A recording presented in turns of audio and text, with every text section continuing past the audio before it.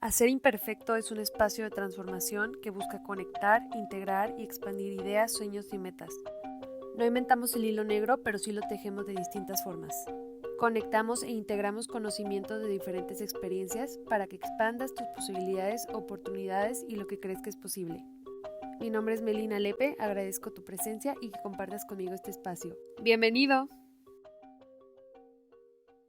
Benvenuti a tutti. ¿Qué dijeron? ¿Quién es esta? Estoy practicando mi italiano. En el episodio de hoy les quiero compartir dos de las frases que he tenido muy presentes en este año, que suenan parecido pero no son igual. Una es todo es difícil antes de ser fácil y la otra es decisiones difíciles, vida fácil, decisiones fáciles, una vida difícil. Y evidentemente ambas involucran la gestión del cambio. Es el primer videíto que les compartí en mi Instagram cuando abrí todo este proyecto de Hacer Imperfecto.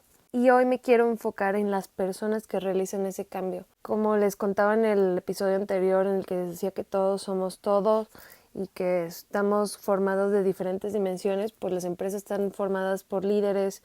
Les compartía en el post que en los modelos de gestión de calidad uno de los principios que miden es el de liderazgo y el de las personas. Al final, las empresas están hechas por personas. Y justo leí una frase de Dan Coe que me encanta cómo piensa. Decía, el crecimiento personal es una droga de entrada al crecimiento empresarial. ¿Y por qué es esto? Porque les digo, al final los líderes que inviertan en su crecimiento personal se va a ver reflejado también en la empresa.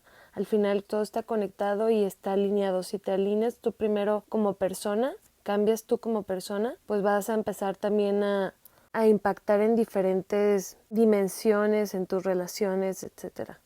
Y bueno, pues sí se escucha muy sencillo decir ya mañana voy a cambiar, está padrísima esta idea y chachán, pues te das cuenta que igual tienes miedo a equivocarte, al fracaso, hay una curva de aprendizaje, te puedes motivar, el ambiente en el que estás. O sea, sí requiere varias cosas, no es así de sencillo, por más que uno quisiera, la verdad. Entonces, para esto me he estado dedicando a investigar qué es lo que conlleva hacer este cambio para que si a la hora de yo quererle vender a una empresa un proyecto de cambio que sé que va a impactar, pues no es que vaya a decir y vender, está padrísimo, puede ser con la puerta de entrada a esa emoción, pero ¿cómo le vas a dar una verdadera continuidad a eso? Entonces, bueno, les digo que me voy a aterrizar el día de hoy en una persona. Lo voy a ver como una persona que forma una empresa y nos vamos a enfocar en ello, ¿no? En esta persona. Ok, ya.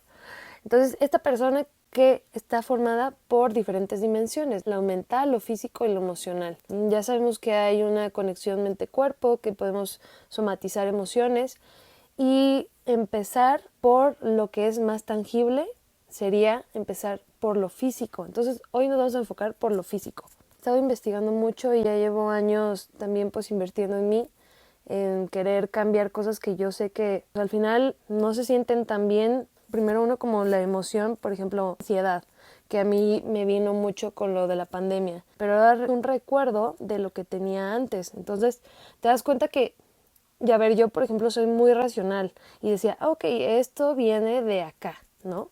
Le trataba de encontrar una explicación. Y por más que yo dijera, híjole, ya mañana quiero cambiar lo que les decía, ya mañana quiero cambiar, ya quiero que sea diferente, voy a pensar diferente, afirmaciones, lo que sea que han escuchado por ahí, pues no, o sea, no es tan sencillo.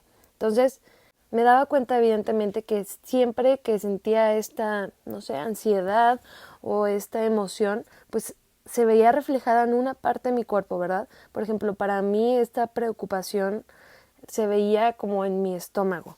La mayoría de las veces, porque hay veces que también, no sé, igual las palpitaciones o dolor de cabeza, pero sobre todo en mi estómago. E investigando, pues sí, obviamente uno somatiza las emociones en un lugar del cuerpo y empezar a ver esta conexión, por ejemplo, del estómago con el cerebro, en la que está muy interesante porque de hecho le dicen al estómago el segundo cerebro y hay un nervio del sistema nervioso, pues sí, ¿verdad?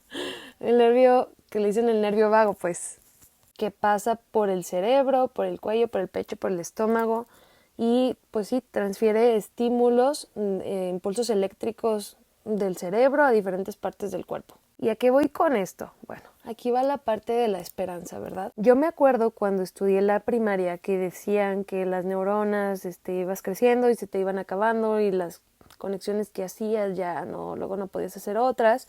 Y no, o sea, han descubierto o han seguido investigando sobre la neuroplasticidad. ¿Y por qué digo que esta es nuestra esperanza? Porque esto, o sea, es la capacidad que tiene el cerebro de poder recuperarse y de reestructurarse, de poder adaptarse a diferentes cosas.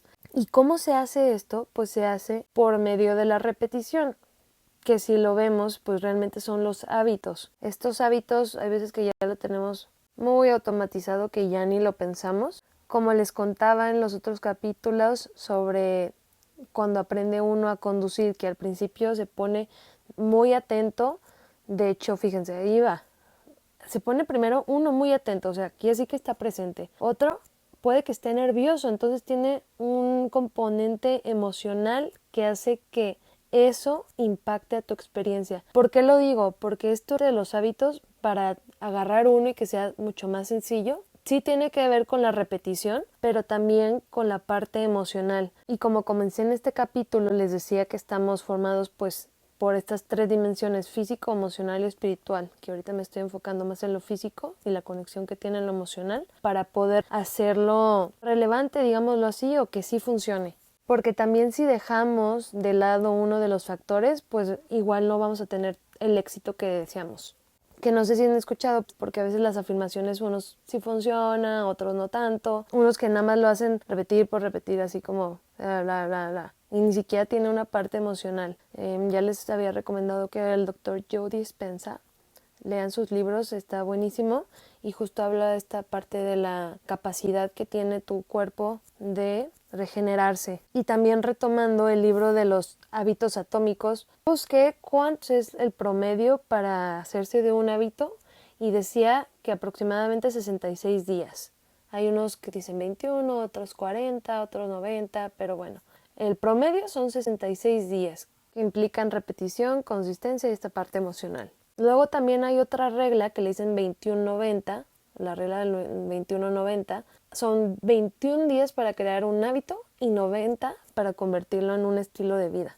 Les digo, hay muchos diferentes enfoques y factores que se consideran en unos y en otros. Por eso les digo tanto que es necesario conocerse para ver cuál se adapta más a uno. Para unos sí pueden decir, es facilísimo para mí hacer algo nuevo. Para otros va a haber más resistencia. Por ejemplo, pues yo les decía, ¿no? Yo era muy perfeccionista, entonces sí estoy muy dispuesta al cambio, pero puede que ni siquiera empezaba el cambio por miedo de equivocarme. Eso era antes, ¿verdad? Ahorita ya pues digo, le mando la bendición y no es que lo haga al aventón, pero prefiero ya hacer algo a no hacer nada. Otro componente, yo diría que esencial, es el de la paciencia. Considero la paciencia es una de las virtudes que trato de aprender porque realmente no nací con ella. He sido muy impaciente durante mi vida, pero pues sí, es una virtud que trato de practicar. Y digo trato porque no todas las veces lo logro, pero bueno, es parte de esto de volver a hacerlo un hábito para que luego sea parte de mi estilo de vida, porque me interesa, ¿no? Y bueno, en esto, para formar los hábitos, en el libro de hábitos atómicos justo habla de que lo hagas obvio, que lo hagas atractivo, que lo hagas sencillo, que lo hagas satisfactorio.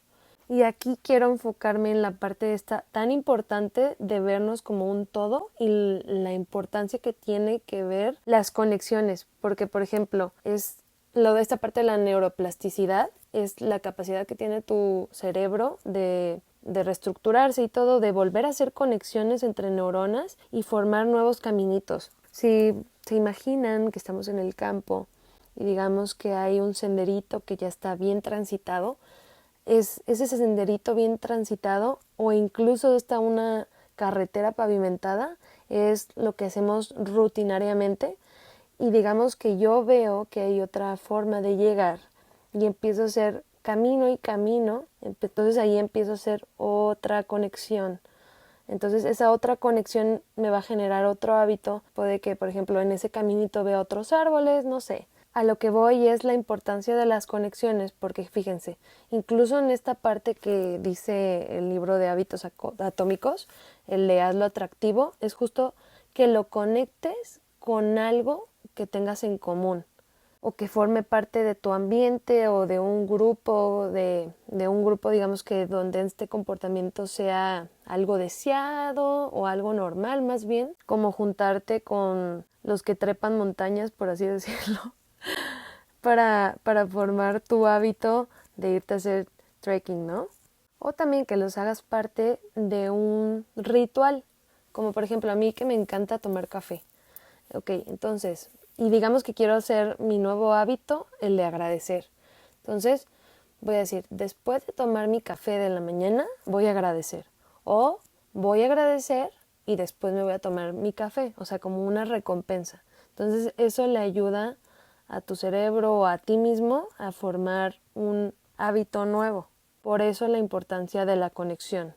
Y sobre la segunda frase, que es la de decisiones difíciles llevan a una vida fácil y decisiones fáciles llevan a una vida difícil, a veces siento, obviamente está muy polarizado, habrá que encontrar un equilibrio, pero sí pasa de cuando hacemos un cambio que tomamos la decisión, digamos, fácil porque ya no la sabemos, pero puede que ya nos lleve en este mismo loop al mismo resultado, ¿saben? Entonces por eso puede que la haga la vida un poco más difícil por lo mismo, porque te sigue llevando al mismo resultado y puede que ese resultado no es el que deseas.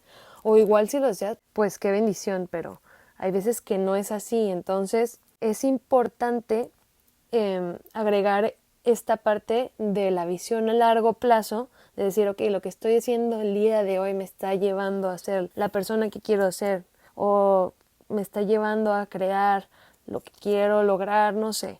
O sea, esa es la pregunta que les digo tanto que se cuestionen para ver si están alineados con, pues sí, su presente está alineado con el futuro que quieren tener. Y no irnos al otro lado, porque yo les decía desde el primer capítulo que luego yo soy muy intensa. Por ejemplo, lo digo en mí, o sea, aquí estoy hablando sobre mí.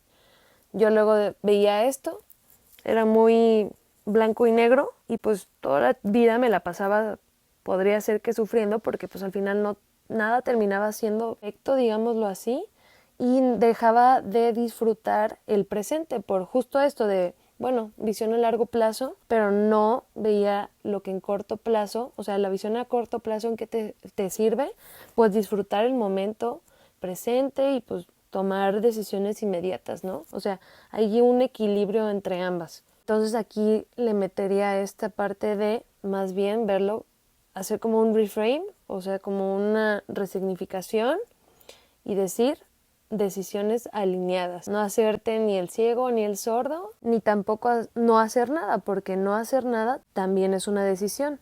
Entonces, bueno, esta es una primer pincelada, porque ya estoy viendo que se me está acabando el tiempo, de esta parte tangible del cambio, que es la parte física y aterrizada evidentemente a una persona, y que sepan que hay esperanza, que investiguen sobre estos temas de la neuroplasticidad, nervio vago, la conexión, lo del estómago, que es el segundo cerebro, lo que influye. Incluso también hay un órgano que le dicen la fascia, que es como un tejido que envuelve todo el cuerpo, que dicen que ahí se almacenan las emociones. Herramientas tan sencillas como la respiración, cosas que puedan ser como un pequeño cambio y que les puede llevar a resultados grandes. Como les he dicho, es mejor trabajar inteligente a trabajar duro, que estamos muy acostumbrados a hacer eso, sin importar lastimosamente nuestro bienestar físico, emocional, espiritual, todo. Entonces, siempre hay un equilibrio. Habrá momentos que sí se necesita trabajar duro, pero sobre todo yo diría trabajar inteligente, verlo desde un poquito de fuera y ver cómo podemos optimizarlo, cómo podemos hacer alianzas y hacernos la vida más sencilla, ¿verdad? Bueno, pues ya, los dejo el día de hoy. Si tienen alguna duda, aquí estoy. Les mando un abrazo a todos, que estén muy bien, cuídense.